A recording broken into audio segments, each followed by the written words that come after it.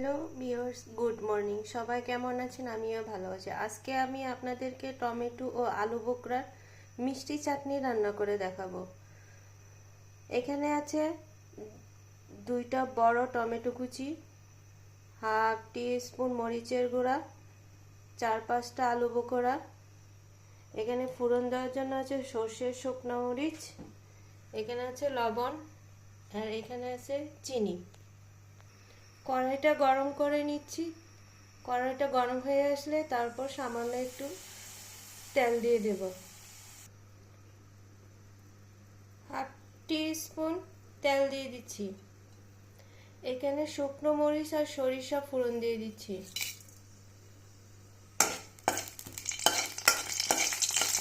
সরিষা ফুটে এসেছে, এখন সবকিছু দিয়ে দিচ্ছি। পরিমাণ মতো লবণ দিয়ে দিচ্ছি। এখন একটু নেড়ে চেড়ে দিচ্ছি। টমেটো হালকা নেড়ে চেড়ে নিয়েছি, এখন হাফ বাটি জল দিয়ে দিচ্ছি। এখন ঢেকে 5 মিনিট কুক করব।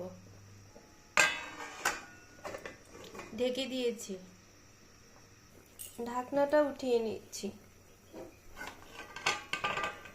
দেখুন টমেটো ভালো করে সিদ্ধ হয়ে এসেছে, এখন ভালো করে ঘুটে নেব। এখন টমেটোগুলো ভালো করে ঘুটে নেব।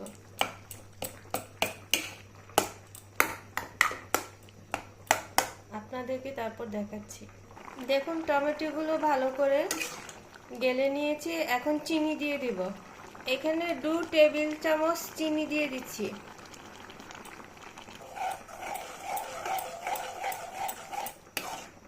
এভাবে আরো 7 to 8 মিনিট কুক করে নিব। টমেটো আলু বোখরার চাটনি হয়ে এসেছে, এখন নামিয়ে নিব।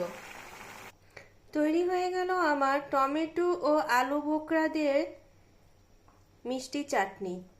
আজকের রেসিপিটি আপনাদের কেমন লাগলো আমাকে জানাবেন। সবাই ভালো থাকবেন। এখানেই ভিডিওটি শেষ করছি। ধন্যবাদ।